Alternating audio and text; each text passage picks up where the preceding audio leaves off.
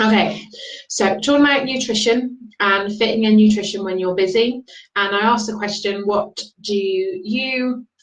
questions do you have that I can help you to answer around nutrition, around fitting in healthy eating into a busy lifestyle? And any question, I opened the floor up and said any question at all that you might have to do with food that you want me to answer. And I've had an interesting variety of questions that have come through. So I'm going to start with the easier ones. So the very generic ones. Is calorie counting necessary? I find it a bit of a faff and I'm too busy. So this is an interesting one. We need, if you're trying to lose fat, lose weight, you do need to reduce your calories, but you don't always necessarily need to count them, dependent on where you are in your journey. And certainly if you are starting off, I would suggest that counting calories isn't always helpful for everybody. For some people, it can be really helpful having that routine, having to record what they're eating can be really helpful to them. But for some people, it doesn't work for them at all. So there's different things that you can do. I would definitely recommend that you write down what you're eating. There is a lot to be said about that accountability of writing down what you eat and when you eat it. But there's also, I think it's also worthwhile just keeping an eye on your portion size. The theme for the Thrive program this week is nutrition. So we've actually talked about this on the group call last night. So if you look at Precision Nutrition's website, they've got a PDF guideline around portion sizes using your hand so that you don't need to count calories. So if you use the basis of your hand, then the size of your portion sizes will depend on the size of your hand. So if you are a slightly larger male, then your hands are obviously going to be bigger than your children. So when you look at the portions on the plates as they hit the family table, you should see a real difference in the portion sizes. Now this will differ dependent on your activity levels. So you might have a male who is larger, but you might have a female who is more active and needs to eat a little bit more because her activity levels are higher. So there will be some discrepancies around that. As always, it's not like a one size fits all. But if you use your hand to look at your portion sizes, that is a good way to measure that you are eating the right amount of food to fuel your body and to fuel what's needed. I will post the link into the comments so that could possibly be helpful to you. So that is one way of doing it. I would also strongly recommend you keep a food diary for a week to help with that accountability. The other benefit of doing that is that you'll be able to see whether or not there's any foods that you eat that have an impact on your energy levels, on your mood, and on your sleep. So it's worthwhile just having a look at what foods you eat and whether or not they have a positive impact or a negative impact. So there'll be lots of, you could probably second guess that there might be certain foods that have an impact, but it's not always the food that we think it is. It might be something else that's also in that food. So a lot of people think it's gluten, but sometimes it's the yeast that people have trouble digesting. So don't make the assumption. If you keep a food diary, that can help you work out what might be causing the problem. And especially look at eating in the evenings. Does eating a bigger meal help you sleep and help you to sleep through, or do you need to eat smaller meals in the evenings to help? So you can play around with what you do, but by keeping a food diary, it will help you to do that. So calorie counting can be beneficial if you're a numbers cruncher and you like to see things in detail. There are free apps out there that can help you to do that. When I did them years ago, you had to manually put everything in. Now everything's done on scanning the barcode. So it is a lot quicker and it is a lot easier, but it is not for everybody. So if you get a couple of days in and you find that it's causing more stress rather than making life easier for you, then it might not be the right approach for you. Essentially, if you're trying to lose weight, lose fat, reducing calories is what is needed, but there are a number of ways to monitor how to do that. It doesn't necessarily have to be counting calories. Okay, so, oh, Nick, I see your question. And yes, Fidel's got big hands, but you've got big appetite there, my lovely, and you're also very active, so that's okay. Yeah, taking pictures of food can also help with the accountability. And also will help you to see your portion sizes. And if you can reduce the portion sizes as time goes on. So one of the things I was talking about last night is it's not about it suddenly excluding foods from your diet. If you normally eat a whole pizza, just eat one slice less this week. Next time you get a pizza or cook pizza, have another slice less and just start to reduce the amount really slowly. Now, if you normally have a big full plate, just start to reduce what you're putting on there. And it's just about reducing that intake over a period of time. You don't suddenly need to exclude lots of different foods from your diet. It's actually, it's good to have a variety of foods. Okay, so Nick, I'm going to jump to your question because it comes in with one of the other questions on here. How to eat healthy on public transport, lunches, etc. I know you do travel lots. So again, I think there's a lot to be said about planning, but actually, where we travel now and the shops that are around where we're traveling actually have some good healthy options. If you're looking at lunches, it might be that you're quite happy with a sandwich, but it might be that you want to choose something where there's a soup. Again, it depends on what you are willing to take with you or what you want to buy while you're out and about. So as I said at the beginning, I've been down to Dorset today. I made one of these this morning. It's one juice container and it's gone into 2 containers this size. And I was able to drink that as I drove down this morning, and the other one went in the fridge for me to have this afternoon. And that's enough to keep me going. There's all sorts in there. There's lots of fruit, but there's also some spinach. No, I didn't put a carrot in it. Sometimes I put a carrot in it as well, but I normally fill it with fruit and veg, and that's enough to keep me going. Now that you could put in a rucksack and take with you. You could put a flask of soup in there and take with you, but it depends on what you're prepared to make and take with you, or whether you're looking to buy on the hop. If you're looking to buy on the hop, nuts, fruit is always available, and normally, there are some better, healthier sandwich options out there now as well.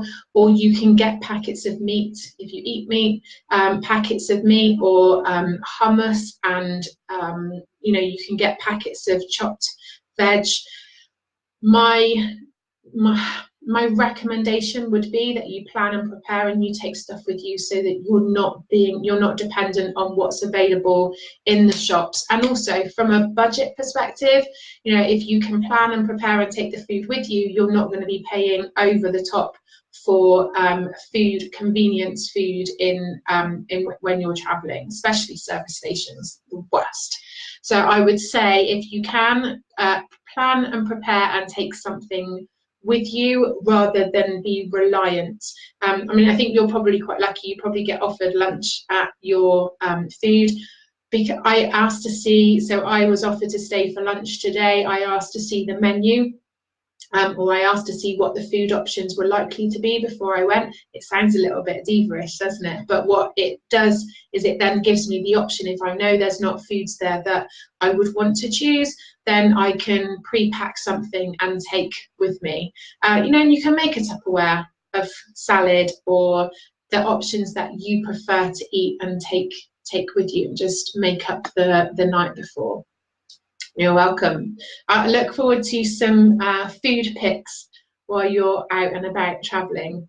Okay, so Jack, I'm going to come back to yours because it actually comes in with one of the other questions, if that's okay. But the other question that was on here that somebody messaged me was about how much fruit and veg should you be eating. So it was in response to one of my juicing pictures. I don't use juice to necessarily replace meals unless I'm out and about. But for me, it's a convenient option. It's something that I can take, and I can take around with me, and it's something that actually for me when I'm working, I can sit and drink this. If I've got a back-to-back day, it's more appropriate for me to sit and drink a juice than it is to sit and eat a meal. But also it's something that I then don't have to rush. So for me it's convenience, but also I really wanted to work on getting more fruit and veg into my diet. They say 5 portions a day. There's a lot of people that aren't even close to that, and there's a lot of people who eat a lot more than that. So really you want to be eating fruit and veg either with your snacks or certainly with at least two meals a day. There's a lot of talk around the fructose in, the sugars in fruit. That's a natural occurring sugar. There will be some fruits that have less sugars in them than others, but it's about balance. It's about having a variety. Yes, there are fruit sugars in fruit, but there's also a really high amount of vitamins and minerals that are really important to eat. So again, don't exclude, just don't go so far the other way that is all that you're eating, and just have that balance. So interestingly, somebody commented in the group about when are we going to have tablets that will replace food? Now I know where this person is coming from, so for them it's the fact that it's for the convenience of not having to sit down and eat a meal, that we can take a tablet that's got all of the vitamins and minerals in it that we need. Now there are lots already of meal replacement tablets out there. I certainly don't recommend them because they're for dieting purposes. You probably won't get better than food and drink that is naturally produced food. But I can see where they're coming from. What they're saying is that, for those people who are really busy, actually being able to take 3 tablets instead of 3 meals that have everything in it that we need would be a lot more convenient. So they do raise a good point. So Jack, you've asked about being an endomorph and different body types. So for those of you who don't know what that means, what Jack is referring to is body shape and how quickly we can either hold weight, lose weight, or gain weight. Now there are certain people in the industry out there who will recommend different ways of eating for different body types, and then there are other people in the industry who say that doesn't matter. It's all to do with eating well and training, and a mixture of cardiovascular training and strength training. Cardiovascular training to burn the calories and keep your heart healthy, and then the strength training is what will really start to change your physique shape and how you can change that. Personally, from my own experience, Jack, is I with people that I've worked with, I don't recommend that they eat any differently because of their body type. My recommendation is always around their lifestyle and around their personal preference and what is likely to be more sustainable for them.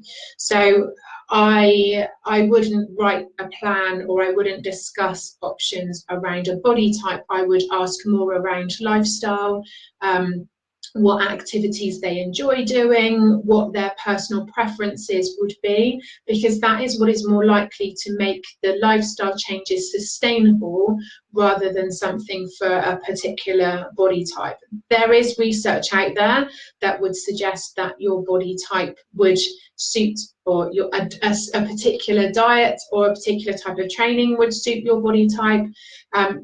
But actually, even within those body types, this, it's something that is still very personal and very individual. So I would say the same very basic principles apply to everybody: to eat better, so not less food, but more good food, and then to have a mixture of activity that gets your heart rate going, and also some strength training to help build the muscle, because the more lean muscle mass you have, the higher your metabolism, and the higher your metabolism, the better you will burn the foods that you eat.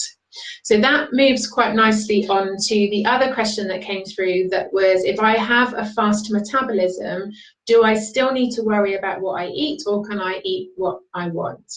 And so, yeah, that leads nicely onto that.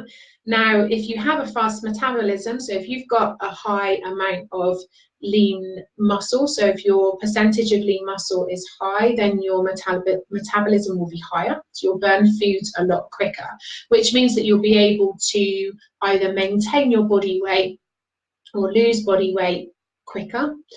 However, saying that, you still need a good nutritious diet, because our nutrition gives us the vitamins and the minerals, and the vitamins and the minerals are what keep us healthy. It does help our metabolism, it helps our immune system, it helps blood cells, it helps the fat, the hair, everything else that is what makes us tick and what makes us healthy. So the better that we eat, the more nutritious food that we eat, the healthier we become. And the healthier we become, the better we feel. And the more we feel better, the more active we're likely to be, and the more productive we're going to be, which means we move more. And the more we move, the more energy we burn.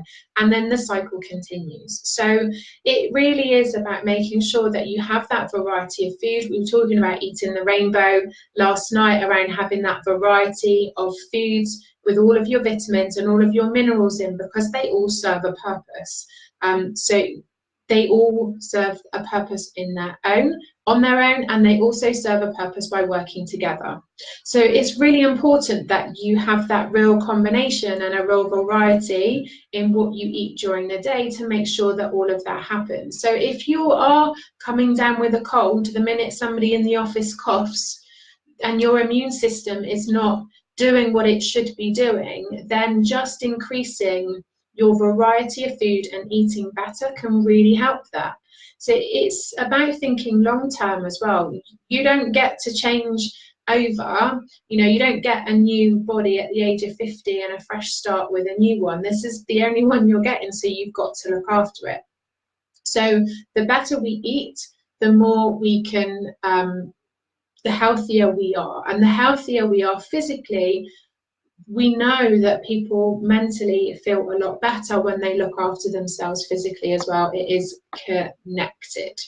So it is really, really important to do that. And don't forget that actually, just because we are not big on the outside doesn't mean that we're healthy on the inside. So I'm not going to go into the whole fat shaming, skinny shaming, because that's another debate entirely. But we cannot judge the health of somebody based on their physical appearance. I'm going to link into the next question as part of this. But you can have a high metabolism, but if you're eating crap, your inside's going to be crap. So it is about eating that variety of foods, because even if your body is burning it quickly, if you're not getting the nutrients in, you're not looking after your organs, you're not looking after how your cells are going to regenerate, how everything is growing, repairing, and looking after you. So it is really important to do that. So you'll have heard, or you might have heard of the term skinny fat. So that's people who are physically not big, but they hold a lot of fat around their organs. It's called visceral fat. So it's really important, regardless of what size you are on the outside, of making sure that the inside is healthy. So it is possible to hold fat around your organs despite not being big and carrying a lot of fat on the outside. So there are, the whole fat shaming, skinny shaming, as I said, it is a very, very separate and very long debate. But just because you are not big on the outside, because your metabolism works quickly, doesn't mean that you're healthy on the inside. So it is really important to get those nutrients in and to look after yourself, because we do not want you to be skinny fat. We don't want fat around the organs, because that is what creates the heart disease and lots of issues around that you might not be able to see from the outside, but they are certainly going on the inside. So this leads me quite nicely into the next question that came through about the boxing match that happened at the weekend. Now, Ruiz, the Mexican boxer, does not look like an athlete. He certainly doesn't look like a champion, based by our normal standards of what we would apply to that. But he is a heavyweight boxer, so you would expect him to be heavy.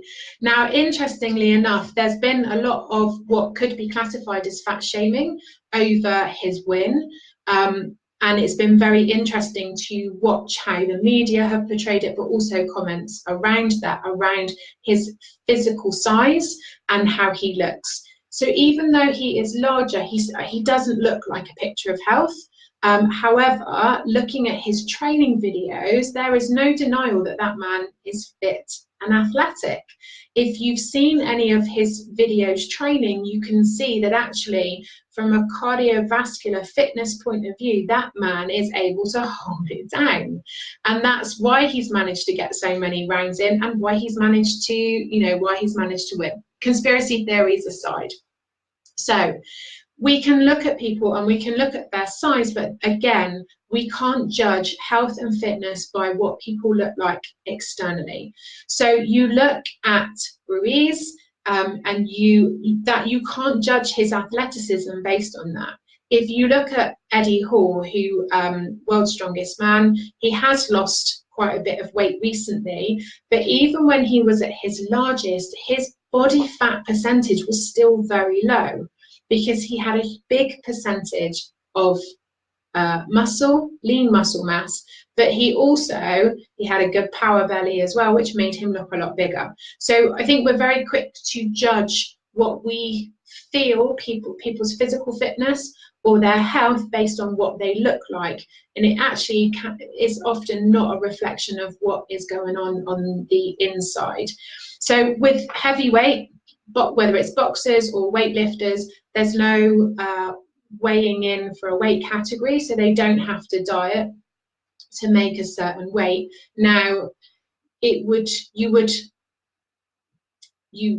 would guess that actually having a higher body weight, which is more muscle rather than fat, would be more beneficial. But the pressure on the heart, whether you're carrying it as muscle or carrying it as fat, is still the same. You're still carrying that weight around with you. But again, it's making that judgment on being able to be athletic and being able to be physically fit from a cardiovascular point of view is not always judged on physical size. So you look at rugby, 10, 15 years ago, rugby players were big people. They were big physical people, and they carried a lot of body fat. Whereas now that sport is changing, and the international players that are stepping out on the pitch now look very athletic. They're still big in size, but that athleticism is a lot more around muscle mass rather than carrying extra body fat. But you can't judge it. You can't judge people's physical fitness around their size. So now I think that's why it's taken a lot of people by surprise, because they judged him on his external appearance, whereas actually, if you've seen any of his training videos, he is training in the same way and at the same level as AJ. So, we can't judge on what weighs on the scales is always going to be made up of different percentages of body fat and lean muscle mass, but a weight is a weight. It's gravity. It's the gravity pull of what we're weighing. But it is important to look at what that is made up of, because we do want it as more muscle mass and less body fat, because that's healthier, and we do want to make sure that we're not carrying that internal fat around our organs, because that is what potentially will make us ill further down the line. And we also want to make sure that what we're putting into our bodies is what our bodies need to do what bodies are supposed to do. We can't rely on tablets and pills and medication. I was saying to the group last night, we in particular women, but it's coming into men's skincare as well, skincare, hair care. We're paying to put these nutrients into our bodies outside in, Whereas actually a lot of the foods that we eat already have these nutrients in them, and we can eat them and we will heal and repair and look a lot better from the inside out.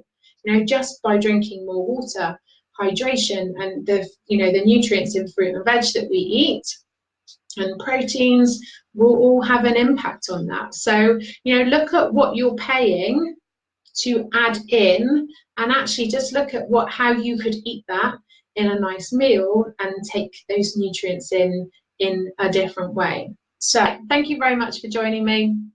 If you have any questions, please type them in and I will come back and answer them retrospectively. If you think there has been some information here that might be useful to other people, please do feel free to share and to like or to comment, so that other people can see that information as well. Thank you very much for joining me. Have a lovely rest of your evening and a good week, and I will see you all very soon. Take care.